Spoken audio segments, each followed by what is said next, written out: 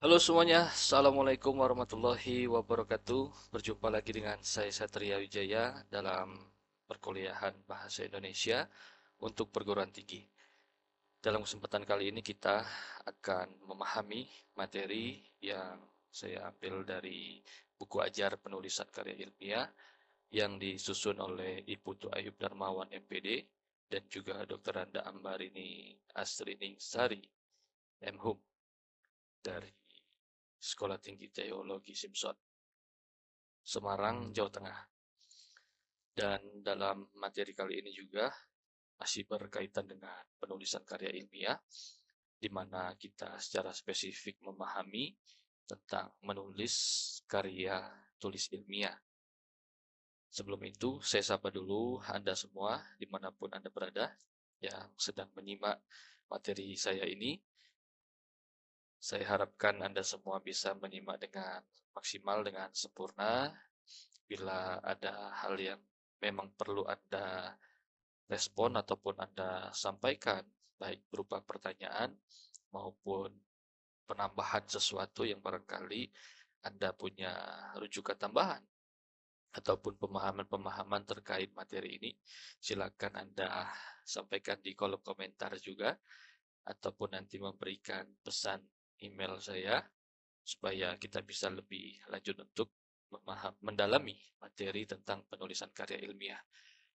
Dalam materi ini juga tentu mahasiswa semuanya atau teman-teman semua yang sedang menyimak, kita tidak akan membahas materi secara menyeluruh, tapi kita ambil satu saja, satu topik tentang prinsip-prinsip penulisan karya tulis ilmiah, prinsip-prinsip menulis karya ilmiah pada makalah ilmiah ataupun artikel ilmiah seperti itu.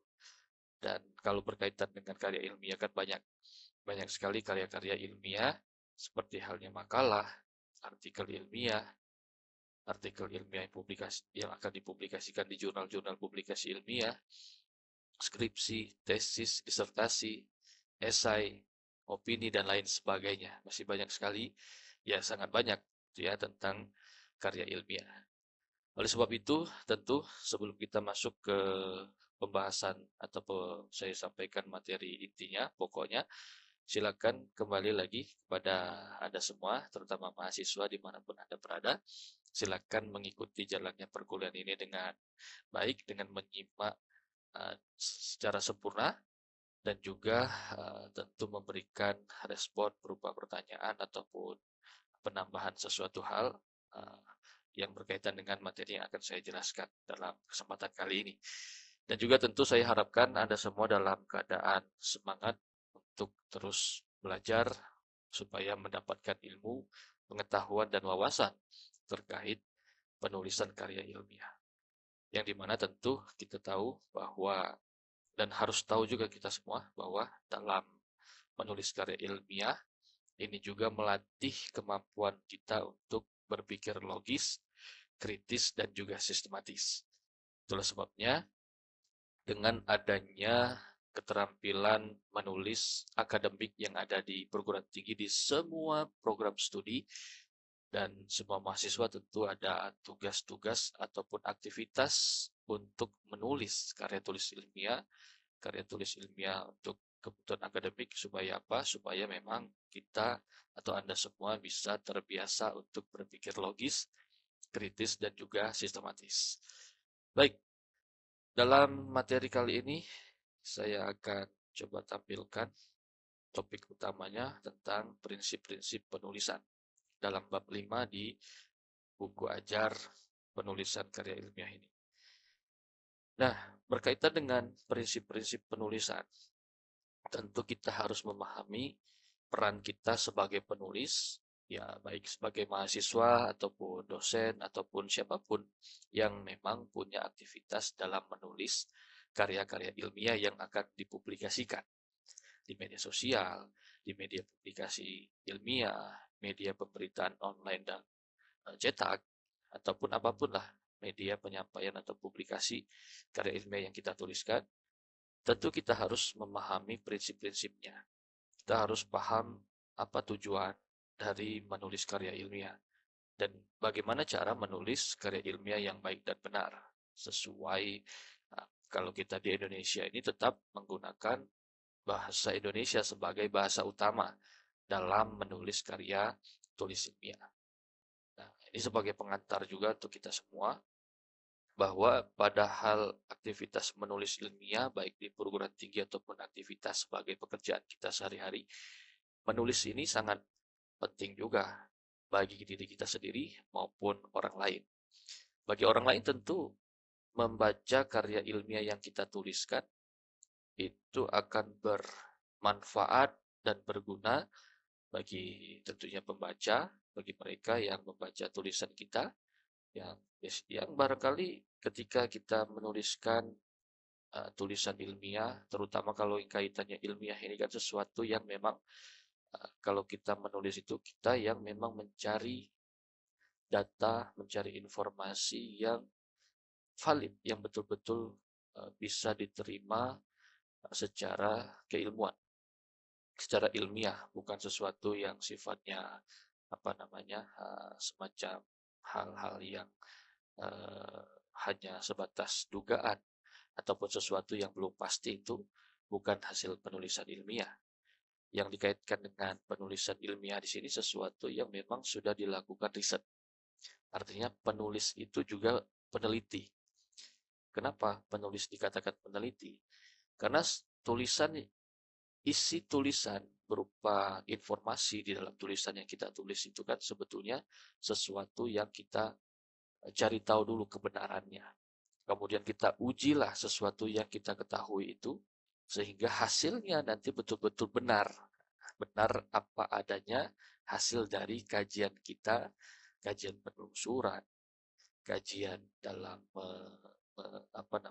menjadikan sesuatu data awal kemudian data akhirnya menjadi sesuatu yang valid, yang bisa kuat, yang bisa dipertahankan di depan publik gitu ya, di depan orang, bahwa apa yang kita sampaikan, informasi yang kita sampaikan kepada pembaca, pada orang lain itu sesuatu yang faktual sifatnya, bukan opini lagi. Kalaupun ada opini di dalamnya, opini itu ya memang semacam argumentasi terkait informasi yang kita sampaikan kepada publik atau orang lain dalam bentuk tulisan ilmiah. Nah, inilah sesuatu yang berbeda ketika kita hanya sebatas opini belaka ataupun sesuatu yang sifatnya imajinasi, fiktif gitu ya, fiksi, artinya karangan yang hanya ya mungkin bisa hayalan, imajinasi, ataupun hanya dugaan sementara. Nah, namun dalam penulisan karya ilmiah bukan dugaan sementara lagi, tetapi sudah data yang sudah valid, yang sudah teruji, yang sudah ada dukungan argumentasinya dari orang lain atas hal-hal yang kita temukan di dalam kajian. Dalam kajian riset baik langsung maupun tidak langsung, khususnya untuk mendapatkan data yang akurat, yang valid, sehingga kita bisa menyampaikan informasinya dengan benar.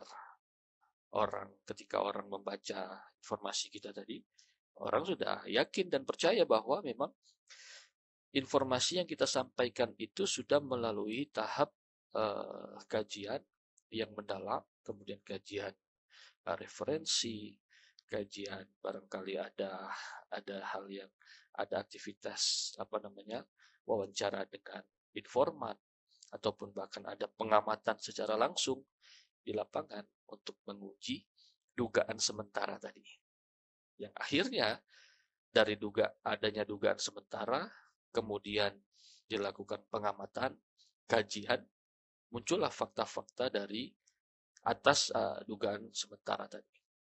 Nah, ini masuk juga sebetulnya ke dalam prinsip-prinsip penulisan tulisan-tulisan ilmiah, baik itu makalah, artikel, esai, dan tulisan-tulisan ilmiah lainnya, seperti yang akan Anda tulis bagi para mahasiswa, ya skripsi, tugas akhir ya, sebagai tugas akhir, kemudian barangkali nanti di jenjang selanjutnya ada tesis, dan ada juga disertasi. Pada prinsipnya sama, tulisan di dalam tulisan ilmiah itu sesuatu data dan informasi yang sudah akurat hasilnya, valid hasilnya. Nah, tetapi ada juga, walaupun sudah akurat, ya tetap akan ada argumentasi barangkali yang berbeda dengan argumentasi orang lain. Ya, barangkali kita mendapatkan validitas data itu dari tinjauan atau sudut pandang yang berbeda dengan sudut pandang orang lain yang ya ada saja orang lain juga yang memang meneliti atau mengkaji satu permasalahan atau objek penelitian yang kemudian menjadi data dan informasi yang objeknya sama namun data dan informasinya berbeda. Jadi itu harus kita maklumi, kita harus saling ya memaklumi dan menghargai argumentasi ilmiah masing-masing penulis maupun peneliti. Walaupun tetap kita harus berprinsip bahwa data dan informasi yang kita sampaikan bukan hanya sebatas dugaan, tetapi memang sudah dikaji dan diuji secara sistematis di lapangan ataupun baik secara tidak langsung dalam kajian-kajian teoritis ataupun kajian referensi. Nah, dalam prinsip-prinsip penulisan ini berkaitan dengan keterampilan menulis karya ilmiah, baik dalam halnya membuat ya skripsi gitu ya, makalah ilmiah lah kalau kita sederhanakan. Ketika kita menulis makalah ilmiah, tentu kita harus memahami prinsip-prinsip dalam menulisnya. Ini di gambaran saja sebetulnya karya ilmiah itu prinsip-prinsip penulisan ini menyeluruh untuk semua karya tulis ilmiah. Tetapi kita ambil satu contoh saja dalam menulis makalah ilmiah. Karena isi dari artikel ilmiah, makalah gitu ya, skripsi, tesis, dan disertasi itu sebetulnya ya masuk ke dalam makalah ilmiah juga. Walaupun dalam bobotnya itu berbeda. Kalau artikel ilmiah yang tidak terlalu kuantitas isinya, halamannya itu tidak sampai 200 halaman gitu ya. Yang relatif ada 5, 7, 9, 11, 13 halaman untuk artikel ilmiah yang akan dipublikasikan di jurnal-jurnal publikasi ilmiah. Nah, kalau dalam hal ini makalah ilmiah yang ada bab-babnya. Ada bab 1 pendahuluan, bab 2 ada tinjauan pustaka gitu ya. Bab 3 ada metodologi, bab 4 ada hasil dan pembahasan, dan bab 5 sebagai kesimpulan gitu ya. Nah, setelah mempelajari materi kuliah ini, mahasiswa diharapkan memahami prinsip-prinsip pembuatan makalah ilmiah, mengetahui anatomi sebuah makalah ilmiah, dan mampu membuat makalah sesuai prinsip-prinsip anatomi sebuah makalah ilmiah. Nah, ini harapan kami juga kepada semua mahasiswa yang menyimak ini. Tentu harusnya Anda akan memahami juga bagaimana cara menulis dan menghasilkan karya tulis ilmiah berupa makalah ilmiah. Nah, berkaitan dengan prinsip-prinsip ini, makalah yang baik adalah makalah yang disusun dengan memenuhi kaidah-kaidah ilmiah. Ilmiah itu sesuatu yang sifatnya keilmuan, sesuatu yang sifatnya sudah dilakukan kajian secara sistematis dan dengan adanya metode-metode yang sesuai dengan cara mendapatkan data, menghasilkan data di lapangan. Secara metodologinya ya sesuai dengan hal cara yang ditetapkan gitu ya, yang diarahkan oleh atau yang dipilih oleh penelitinya langsung. Ya, ada banyak sekali metode data yang pada akhirnya mengarahkan kepada data kuantitatif, kualitatif, deskriptif, dan lain sebagainya gitu ya. Nah, itu semua hasil dari kajian yang akhirnya datanya itulah dikatakan data ilmiah karena kaidah-kaidah yang dilakukan dengan metodologi yang ilmiah ya. Beberapa hal berikut yang sepatutnya diperhatikan dalam menyusun sebuah makalah. Nah, yang harus kita pahami yang pertama adalah melalui proses ilmiah. Data yang kita dapatkan itu sudah melalui proses ilmiah. Karya ilmiah adalah suatu karya dalam bidang ilmu pengetahuan yang berbentuk ilmiah. Bagian penting dalam penulisan makalah adalah proses penyusunan hingga menjadi sebuah makalah. Suatu karya dapat dikatakan ilmiah apabila prosesnya melalui metode ilmiah. Ini Suparno mengatakan bahwa artikel ilmiah adalah hasil berpikir ilmiah yang didasarkan pada rencana yang relatif matang. Kemudian Wahyudi menjelaskan bahwa proses ilmiah merupakan prosedur pemecahan masalah yang dilakukan melalui metode ilmiah. Sedangkan Silalahi bahwa metode ilmiah adalah cara yang dibutuhkan untuk memperoleh dan mengembangkan pengetahuan serta untuk memecahkan masalah. Sementara dalam bukunya Silalahi juga menjelaskan bukunya yang lain menjelaskan bahwa metode ilmiah merupakan sebuah cara yang sistematis dari sebuah pemikiran telah reflektif hingga adanya kesanggupan untuk mengoreksi diri. Oleh sebab itu, penulis makalah pertama-tama harus melakukan perencanaan yang matang. Perencanaan tersebut disertai dengan pengembangan gagasan hasil berpikir ilmiah pada tingkat artikel, tingkat bagian artikel, dan tingkat paragraf. Nah, ini kaitannya juga ketika kita menulis makalah ataupun artikel ilmiah yang dimana tulisan yang kita tuliskan itu berupa data dan informasi yang sudah dilakukan proses ilmiah. Ada metode-metode yang khusus dilakukan yang yang relevan digunakan oleh penulis atau peneliti untuk tujuan menghasilkan data informasi.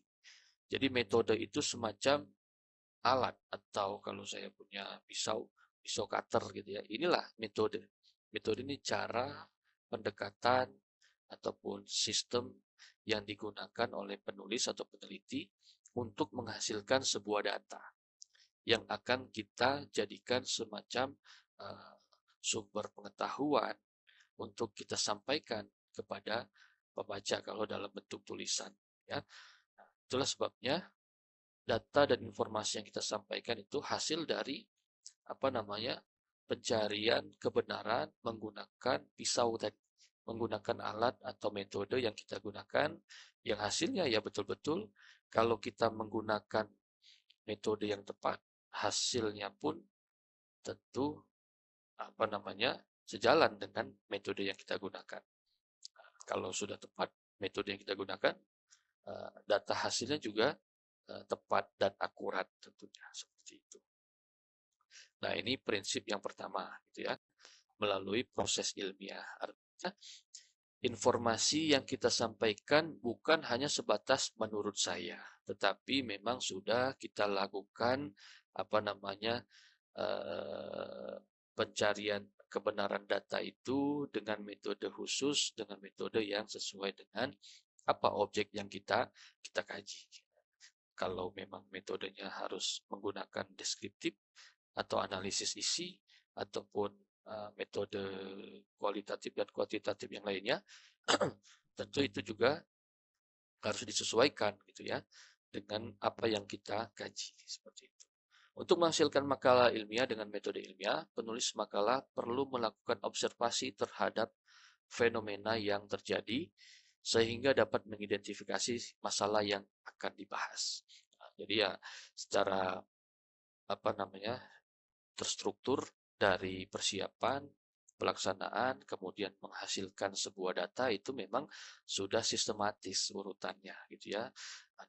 Ada bab per babnya kalau kita menulis makalah. Ada langkah demi langkah, ada step by step yang kita lakukan, itulah yang dinamakan ilmiah. Nah, sesuatu yang berproses dari bawah sampai atas atau ya seperti piramid gitu ya, bisa mengerucut ke atas atau mengerucut ke bawah. Itu proses semuanya ya. Ada hal-hal yang kita lakukan. Nah, ini prinsip dari ilmiah. Singkatnya, ringkasnya, ketika kita menggunakan prinsip ilmiah atau proses ilmiah, bahwa data yang kita hasilkan, yang kita informasikan kepada pembaca dalam tulisan kita, itu bukan sebatas opini saja, tetapi sudah menjadi argumentasi yang sudah tetap, yang sudah kuat, valid, karena sudah ada dukungan-dukungan informasi dari referensi yang kita gunakan yang sejalan dengan apa yang kita argumentasikan dan juga konsisten dengan data yang kita dapatkan di lapangan. Hasilnya itulah informasi yang kita sampaikan ke dalam tulisan. Nah, ini kalau ini ada proses penyusunan makalah, ada perencanaan yang matang. Perencanaan di sini kita mencari topik kajian apa yang terkini, yang sesuai dengan minat kita gitu ya, sesuai dengan isu yang ada saat ini juga boleh, ataupun yang sesuai dengan bidang ilmu yang sedang kita tekuni saat ini. Kemudian perencanaan yang matang ini juga berkaitan dengan kerangka berpikir kita, kerangka berpikir ilmiah gitu ya, mulai dari kita menyusun rumusan masalahnya gitu ya, kemudian latar belakang masalahnya gitu ya, dan tujuan serta manfaat dari penyusunan makalah kita. Kemudian pengembangan hasil berpikir ilmiah pada tingkat artikel. Di gagasan hasil berpikir ilmiah itu kita tuangkan menjadi tulisan artikel yang akan dipublikasikan di artikel jurnal-jurnal publikasi. Kemudian pengembangan gagasan hasil berpikir ilmiah pada tingkat bagian artikel dan pengembangan gagasan hasil berpikir ilmiah pada tingkat paragraf. Ya. Tahap selanjutnya dalam penulisan makalah adalah perencanaan penulisan. Nah, ini berkaitan dengan metodologi penulisan dan desain penelitian gitu ya. 3 segi perencanaan penulisan karya ilmiah, segi format dan teknik penulisan, segi gagasan, serta segi bahasa dalam karya tulis ilmiah. Nah, segi gagasan artinya gagasan itu sesuatu yang ada di pikiran kita. Kita punya ide, topik tertentu yang ingin kita kaji, kita punya isu-isu yang sedang hangat diperbincangkan di publik gitu kan, ataupun ya problematika-problematika di kehidupan kita yang barangkali menarik untuk kita kaji dan hasilnya juga penting sekali untuk diketahui banyak orang ya. Kemudian dari segi format dan teknik penulisan ini juga berkaitan dengan kalau kita di perguruan tinggi, setiap perguruan tinggi punya format dan teknik penulisannya masing-masing ya. Namun dalam segi bahasa tentu semua bidang, jurusan, program studi di perguruan tinggi di Indonesia ini mengacu pada karya tulis ilmiah yang wajib menggunakan bahasa Indonesia yang baik dan benar. Tentu kita harus mengikuti pedoman ejaan yang disempurnakan yang sudah dibuat, disusun oleh Badan Bahasa. Yang kedua, prinsip-prinsip karya ilmiah yang kedua adalah, kalau yang pertama tadi kita harus memahami proses ilmiah dalam menghasilkan data ataupun informasi. Yang kedua adalah kita harus memahami tanggung jawab kita sebagai penulis, sebagai peneliti. Maka ya tulisan yang kita tuliskan dalam makalah itu harus dapat dipertanggungjawabkan. Kebenarannya, kemudian kalau orang lain atau pembaca membaca tulisan kita, ketika mereka mengkritisi suatu kalimat, gagasan, ataupun paragraf-paragraf dalam tulisan kita, ya kita mampu menjawabnya. Kalau ada yang mempermasalahkannya pun kita bisa memberikan klarifikasi bahwa data, argumentasi, opini,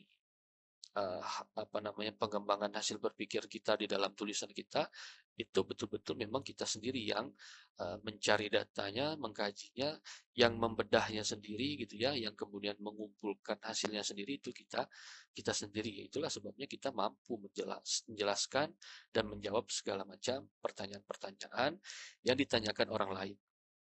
Ini kaitannya ketika nanti Anda, ini khususnya Anda semua mahasiswa, ketika nanti Anda membuat proposal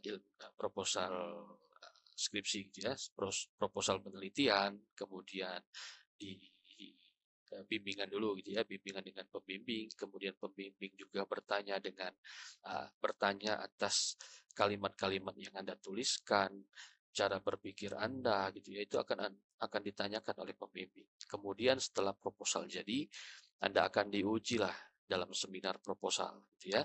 Nah, penguji akan bertanya juga tentang substansi dari tulisan Anda, isi dari tulisan Anda, dan cara berpikir Anda dalam menghasilkan tulisannya nanti, menghasilkan jawaban atas pertanyaan dalam tulisan Anda. Itu nanti akan ditanyakan oleh penguji. Sekaligus pembimbing pun akan bertanya kembali. Nah, itu saat itu juga kita harus menjawab dengan fakta sesuai yang kita dapatkan, gitu ya. Nah, jangan sampai kita tidak tahu tentang kajian yang kita tuliskan, tetapi ada datanya, ada fakta yang ya, yang dijelaskan di dalam makalah kita, tetapi ternyata bukan kita yang menuliskan fakta, argumentasi fakta-fakta tersebut.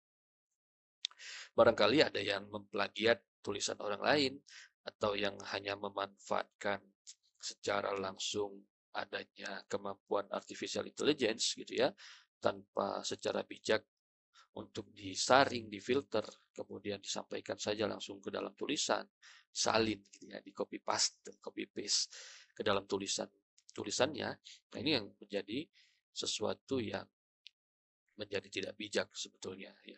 Karena kalau praktek plagiat sekarang ini sudah semakin mudah dan semakin canggih juga gitu ya, dan bahkan bisa menenggelamkan tanda-tanda yang bisa di, di diuji oleh penguji, gitu ya. Bisa dilihat secara langsung oleh penguji. Jadi ya kita semua harus bijak dalam memanfaatkan AI. Yang sekarang ini ya memang adanya artificial intelligence itu juga sangat membantu bagi aktivitas kita sehari-hari, terutama dalam menghasilkan karya tulis ilmiah. Namun juga harus bijak dalam memanfaatkan AI ini. Ada cara yang dibolehkan, ada cara yang tidak dibolehkan. Ya, jadi ya kembali lagi kepada sebetulnya ada satu prinsip dalam menulis ilmiah. Dalam menulis gitu ya, esensi prinsip menulis itu ya esensinya adalah kita memang yang mencari, yang punya masalah gitu ya, kita sendiri yang menentukan masalahnya, pertanyaannya, kemudian kita sendiri dengan metode ilmiah yang kita punya, yang kita pilih untuk menjawab permasalahan itu, menjawab pertanyaan dalam karya ilmiah kita. Itu prinsip sesuai esensi dalam menulis. Ya. Kita sendiri yang punya masalah, yang menentukan masalahnya, kita sendiri yang mencari metode ilmiah yang relevan dengan masalah itu untuk menemukan jawaban atas masalah itu, yang kemudian kita sendiri juga yang menyimpulkan jawabannya, yang menentukan jawabannya. Ya, artinya kita harus punya kemampuan berpikir kritis dan sistematis. Ya. Kemudian penyampaian jawaban atas permasalahan itu ya secara logis, karena secara logis dan didukung data-data dan fakta-fakta ilmiah di lapangan. Jadi ini itulah kerangka berpikir dalam menulis karya tulis ilmiah. Bukan sesuatu yang mudah sebetulnya. Ya betul, tidak mudah dalam menulis karya ilmiah. Tetapi tentu ketika kita terbiasa dalam berpikir secara ilmiah dan juga pernah dan ya sering menulis karya tulis ilmiah, akhirnya kita juga punya kemampuan berpikir secara logis, kritis, dan sistematis. Nah, ini berkaitan juga dengan bahwa hasil tulisan yang kita tuliskan dapat dipertanggungjawabkan. Ya. Makalah dapat dikatakan ilmiah jika menyajikan fakta-fakta umum yang dapat dipertanggungjawabkan dan dapat digunakan untuk membangun suatu kesimpulan. Dalam penulisan karya ilmiah, sebuah pernyataan harus dapat dipertanggungjawabkan dengan baik. Dalam mempertanggungjawabkan sebuah pernyataan, penulis harus memberikan argumentasi atau pendapat pendukung disertai sumber-sumbernya. Nah, ini berkaitan dengan dalam tulisan itu kan ya, tulisan adalah kumpulan kalimat-kalimat menjadi paragraf. Kemudian paragraf demi paragraf menjadi sebuah teks yang utuh. Ya, inilah dikatakan sebuah tulisan. Ada kumpulan kalimat yang membentuk paragraf. Kemudian ada kumpulan paragraf menjadi sebuah teks yang utuh. Menjadi buku ilmiah, menjadi makalah, menjadi artikel ilmiah yang dipublikasikan di jurnal ilmiah. esai, opini, berita di media cetak dan media online itu kan sebetulnya itu hasil dari kajian di lapangan, hasil dari pengamatan di lapangan, kajian 5W1H gitu ya. Apa kejadiannya, mengapa bisa terjadi, di mana, kapan, dan bagaimana itu bisa terjadi, siapa yang menjadi apa korbannya gitu ya, siapa saja pelakunya. Itu kan berita yang disampaikan di dalam tulisan-tulisan berita di ya mungkin di koran cetak ataupun di koran digital gitu ya. Sama informasi yang dituliskan di dalam koran cetak dan koran digital itu sesuatu yang dapat dipertanggungjawabkan kebenarannya gitu ya dengan baik dan benar gitu ya. Nah, kalau di dalam makalah kan adanya argumentasi, adanya penjelasan-penjelasan terkait suatu objek tertentu. Nah, apa yang kita jelaskan, argumentasi apa yang kita sampaikan ke dalam bentuk kalimat dan paragraf itu semua harus apa namanya kebenarannya harus dapat dipertanggungjawabkan ya. Kalau sesuatu yang benar ya apa adanya kita sampaikan. Kalaupun ada sesuatu yang salah hasil dari pengamatan kita laporkan saja apa adanya. Nah, seperti itu. Ini prinsip yang kedua, dapat dipertanggungjawabkan. Kemudian prinsip yang ketiga disusun secara sistematis. Nah, sistematis di sini ya ada kerangkanya gitu ya. Kalau kita buat makalah dari judul di cover awal, kemudian sampai titik terakhir di daftar pustaka, itulah semua sistematika yang harus kita pahami gitu ya. Setiap karya tulis memiliki sistematika masing-masing dan sistematika penulisan sangat ditentukan oleh materi, corak pembaca, spesialisasi ilmu, bidang ilmu, dan pengarang. Nah, ini berkaitan dengan dari judul. Judul ini berkaitan dengan kita sebagai penulis atau peneliti. Kita kalau kita di bidang sains, IPA, matematika, ya kita buat tulisan yang berkaitan dengan matematika, sains, kimia sains, biologi sains, dan lain sebagainya. Kalau kita di ilmu bahasa ya barangkali kita menulis tulisan atau makalah-makalah yang berkaitan dengan ilmu bidang kita, ilmu bahasa, ekonomi, kedokteran, kesehatan, teknik, dan lain sebagainya itu ya sesuai dengan bidang Anda masing-masing gitu ya. Itu salah satu hal yang pertama gitu ya ketika kita menuliskan judul ya sesuai dengan bidang kita yang kita pahami, yang kita kuasai. Kemudian juga berkaitan juga dengan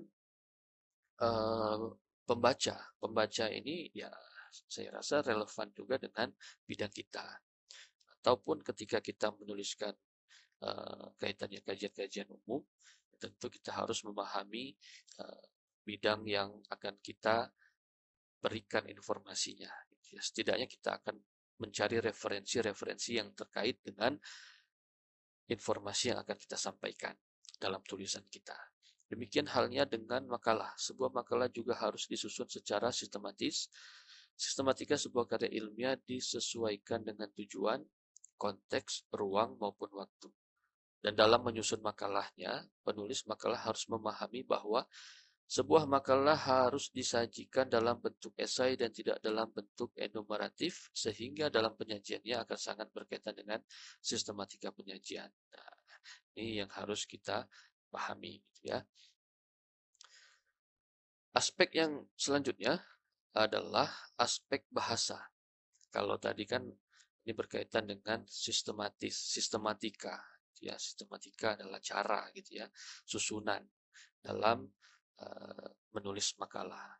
Ya, ini sesuai dengan pedoman penulisan karya ilmiah di setiap perguruan tinggi itu punya sistematikanya masing-masing. Itu ya bisa dipahami dari pedoman penulisan makalah ataupun karya ilmiah di perguruan tinggi Anda masing-masing seperti itu. Ya, tentu ada yang pertama ada judul, kemudian ada latar belakang, ada rumusan masalah, ada tujuan, manfaat, kemudian ada kajian teoritis atau kajian pustaka, kemudian ada metodologi penelitian, gitu ya, kerangka berpikir, kemudian juga ada hasil dan pembahasan, dan di akhir dengan kesimpulan saran dan juga daftar pustaka sebagai daftar referensi rujukan yang kita gunakan dalam tulisan kita, ya. Dan itu harus disajikan secara berurutan, gitu ya. Bab 1, bab 2, bab 3, bab 4, gitu ya. Jadi berurut. Kemudian aspek bahasa. Nah, aspek bahasa ini sangat penting juga untuk Anda semua pahami. Kalau dalam menulis karya ilmiah, sudah saya sampaikan tadi bahwa kita wajib menggunakan bahasa Indonesia yang baik dan benar. Bahasa Indonesia yang baik ini sesuai konteksnya, gitu ya. Yang benar ini sesuai kaidah. Kalau kita menulis karya ilmiah, konteksnya menulis karya ilmiah, artinya kita harus menggunakan bahasa Indonesia yang menjadi bahasa pengantar ilmu pendidikan di Indonesia, gitu ya. Kemudian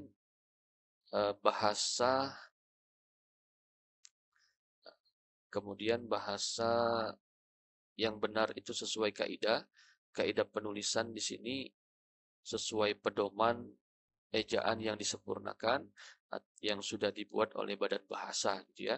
Baik dari segi ejaan kata, penulisan huruf, kata, tanda baca, itu semua ada di dalam pedoman ejaan bahasa Indonesia yang disempurnakan, gitu ya. Kalau Anda belum punya pedomannya, bisa Anda kunjungi laman ya, badanbahasa.go.id, gitu ya. Badan Bahasa, jadi Badan Bahasa di badanbahasa.kemendas.id, kita bisa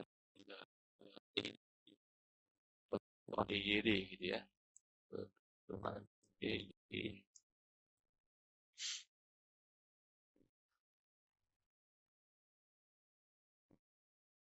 Ejaan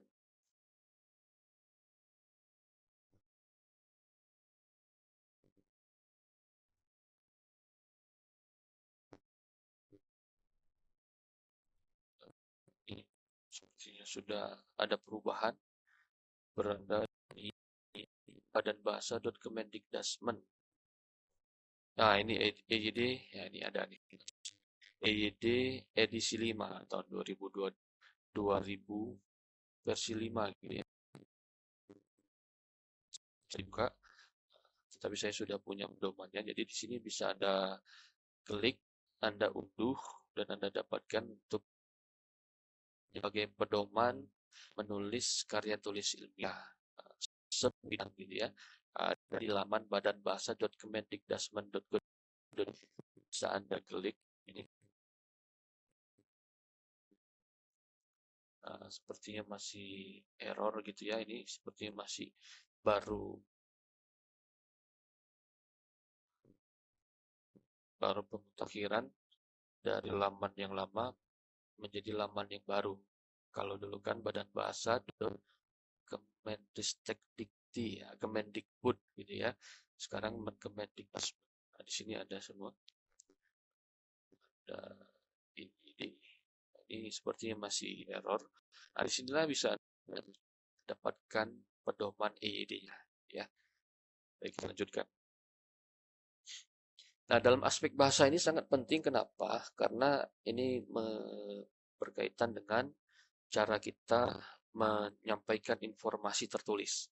Dari segi ejaan, tata bahasa, kemudian tanda baca, keterbacaan tulisan, itu semua ada di dalam pedoman ejaan yang disempurnakan versi 5 tadi.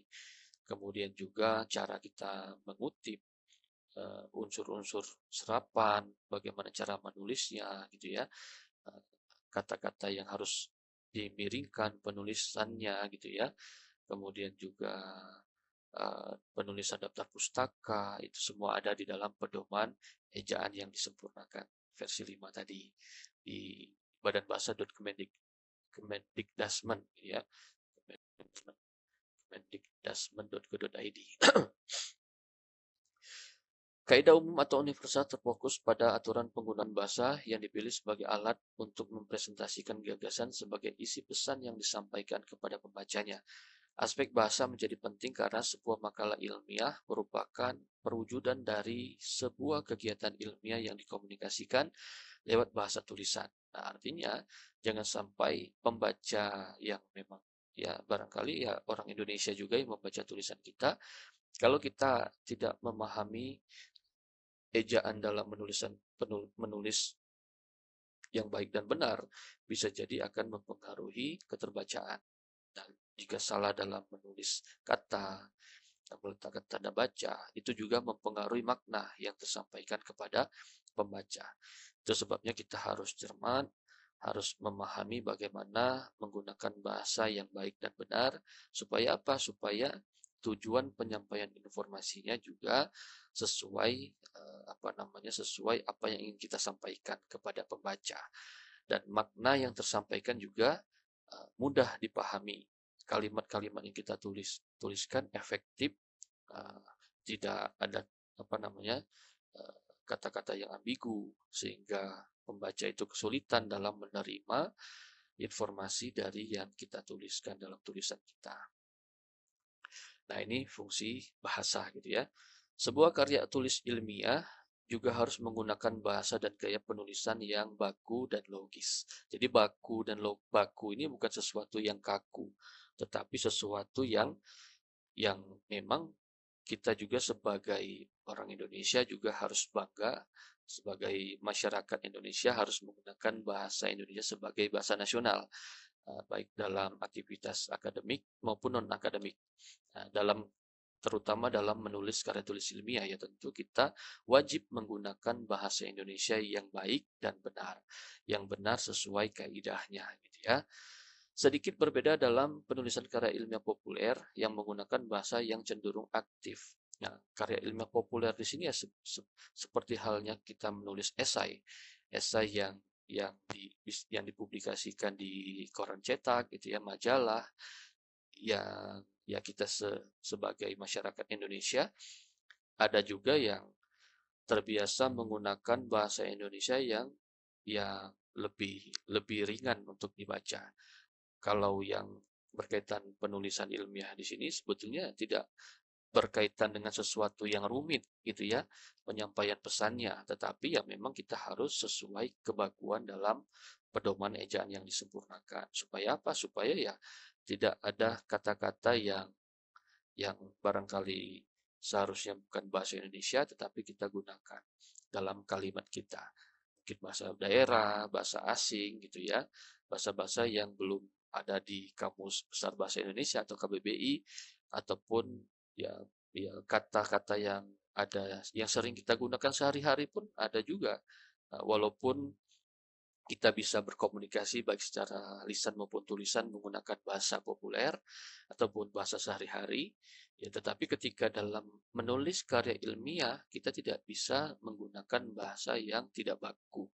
Walaupun sesama kita pengguna bahasa Indonesia yang tidak baku itu paham maksud makna pesan dari tulisan yang kita tuliskan itu ya tetap kita tidak boleh menggunakan kata-kata yang tidak baku di dalam tulisan ilmiah, khusus karya tulis ilmiah. Kalau karya tulis non ilmiah ya bebas gitu ya. Boleh menggunakan bahasa daerah, bahasa daerah dicampur bahasa Indonesia dan dicampur bahasa asing juga boleh kalau itu karya tulis non ilmiah ya. Nah, ini berkaitan dengan kebakuan. Kemudian yang perihal kebahasan tadi, tata bahasa dalam penulisan kata, kalimat, ungkapan-ungkapan dalam kalimat itu juga harus sesuai pedoman ejaan yang disempurnakan. Ya. Suatu karya tulis ilmiah dapat dikatakan ilmiah jika memiliki kebenaran dari sisi substansi isi secara metodologis dan kemasan paparannya secara umum, memiliki kedelapan ciri atau penanda. Kedelapan ciri yang disebutkan oleh Mukhadis ini antara lain menggunakan bahasa prosa bukan bahasa puisi, menggunakan pola kalimat berbentuk lampau, menggunakan pola kalimat bentuk pasif. Ini berkaitan dengan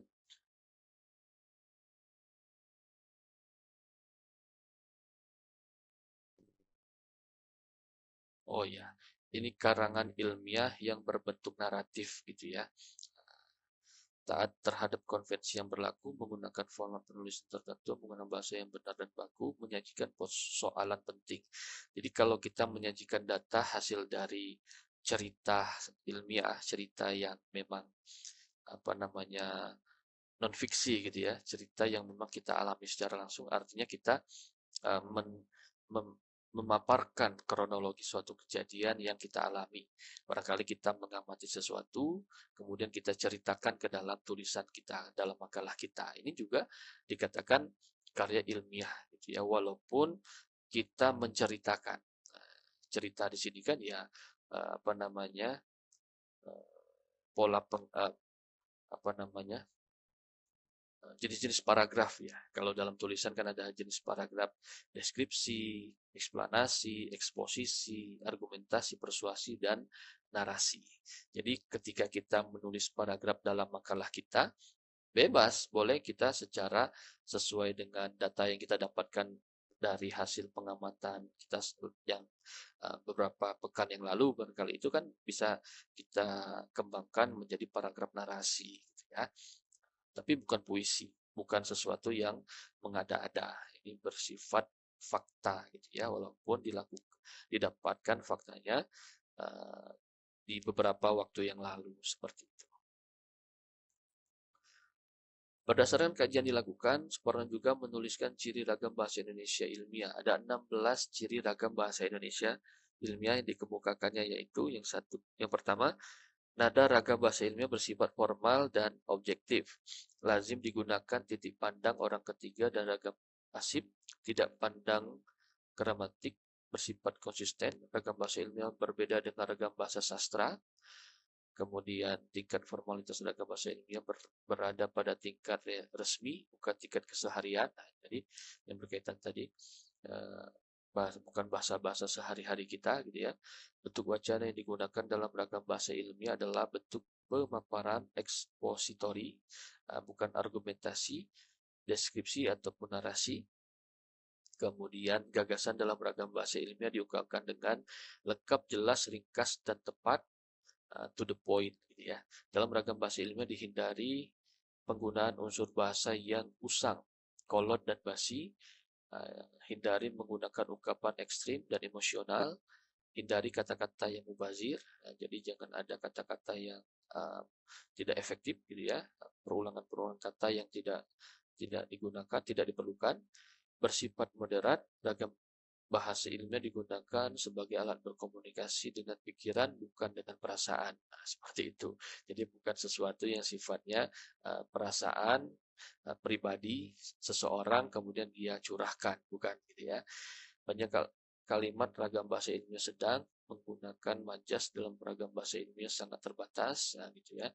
Permajasan seperti personifikasi, perumpamaan itu dikurangi gitu ya. Kemudian dilengkapi dengan data gambar, diagram, peta, daftar, dan tabel. Kemudian ada ragam bahasa ilmiah diutamakan penggunaan unsur-unsur mekanis secara tepat seperti huruf, tanda baca, lambang, bidang ilmu, singkatan, dan rujukan. Nah, itu prinsip-prinsip yang harus kita pahami dalam penulisan karya ilmiah. Kemudian yang terakhir ini berkaitan dengan kode etik. Kode etik penulis. Salah satu yang sebelum saya paparkan dari referensi ini, salah satu yang fenomena saat ini yaitu kita menggunakan penggunaan artificial intelligence atau AI dalam menghasilkan karya ilmiah. Beberapa waktu yang lalu saya pernah bertanya yang percakapan dengan AI. Saya tanyakan boleh tidak seseorang itu menggunakan hasil bertanya dari AI dan jawaban dari AI itu kita gunakan untuk menjadi tulisan kita. Kita gunakan sebagai tulisan kita. Pesan yang kita sampaikan kepada pembaca kita bukan hasil dari berpikir kita, tetapi dari jawaban AI. Ternyata AI menjawabnya dua. Satu, boleh, asalkan tidak dipublikasikan. Yang kedua, tidak boleh karena itu tidak etis. Karena etisnya ketika penulis itu memahami esensi dari menulis. Ketika menulis artinya kita sendiri yang punya ide dan punya gagasan. Kalaupun ada ide dan gagasan orang lain, itu fungsi dan tujuannya untuk memperkuat ide dan gagasan kita pribadi. Ataupun bisa juga ide dan gagasan orang lain sebagai landasan pengembangan dalam berpikir kita dalam menulis paragraf di dalam tulisan makalah kita. Jadi adanya ide dan gagasan orang lain itu sebagai landasan pembuka yang kemudian kalimat-kalimat selanjutnya kita mengembangkan ide dan gagasan dari orang lain secara faktual dari data yang kita miliki seperti itu. Nah, kalau di sini kode etik penulis, permasalahan yang saat ini terjadi dalam penulisan adalah terjadinya tindakan plagiat. Nah, itulah sebabnya apalagi dengan adanya AI saat ini sangat mudah sekali dalam memplagiat. Baik secara terang-terangan, secara langsung, secara sengaja maupun tidak disengaja. Untuk menghindari itu, seorang penulis perlu memperhatikan kode etik penulis ya, supaya menjadi ya beretika gitu ya, supaya kita menjadi penulis yang beretika, yang etis dalam menyampaikan informasi. Dan beberapa hal berikut perlu menjadi perhatian. Yang pertama, menghargai ide orang lain dengan menuliskan sumber ide yang digunakan. Umumnya penulis karya ilmiah meminjam atau menggunakan ide dari buku lain. Jadi kita hanya meminjam ide dan gagasan orang lain, gitu ya. Sehingga kita harus menghargai. Bagaimana cara menghargainya? Ya, kita menuliskan sumber rujukan dengan tepat, baik di bagian isi tulisan kita maupun terdaftar di dalam daftar pustaka. Itu bagian dari cara kita berterima kasih secara tidak langsung kepada penulisnya. Nah, kalau kita mengutip atau menggunakan ide dan gagasannya, gitu ya, menggunakan argumentasi dari penulis yang kita rujuk, gitu ya. Jadi kita harus menuliskan sumber rujukan dengan tepat dalam karya ilmiah kita. Kemudian menghindari memberikan kesimpulan prematur, gitu ya. Artinya jangan langsung memberikan simpulan, harus kita kaji dulu, gitu ya. Dan berikanlah pendukung-pendukung dari referensi yang kita dapatkan sehingga data yang kita simpulkan itu valid, gitu ya, dapat dipercaya dan dapat dipertanggungjawabkan. Hindari pernyataan yang menyudutkan kelompok. Jangan membawa isu-isu sara, gitu ya. Tindakan-tindakan yang berkaitan dengan norma-norma hukum, jangan, gitu ya. Tidak melakukan tindakan plagiat tentunya. Plagiat di sini kalau yang sengaja artinya kita mengcopy paste, copy paste gitu ya, menyalin dan menempelkan ungkapan atau gagasan orang lain ke tulisan kita tanpa kita sampaikan nama penulis yang kita rujuk gitu ya. Seolah-olah kita pernyataan itu, argumentasi itu, kalimat itu merupakan kalimat kita sendiri. Padahal itu kalimat kutipan. Nah, itulah yang dinamakan plagiat. Atau dalam keseluruhan kalimat dan paragraf dalam teks yang kita tulis, itu dominannya adalah kalimat kutipan dari orang lain. Satu paragraf itu bukan semuanya kutipan, tetapi ada kalimat kita sendiri dan diperkuat dengan adanya kutipan-kutipan. Bukan dari, katakanlah dalam satu paragraf itu ada 6 kalimat, ke-6 kalimat itu kalimat kutipan. Jangan, itu artinya copy paste gitu ya. Apalagi kalau semua paragraf dilakukan seperti itu, ya esensi menulis tidak dilakukan, tidak didapatkan oleh si penulisnya. Itu hanya menyusun, mencari referensi, mencari tulisan orang lain, kemudian disusun-susunlah menjadi sebuah teks tulisan yang baru.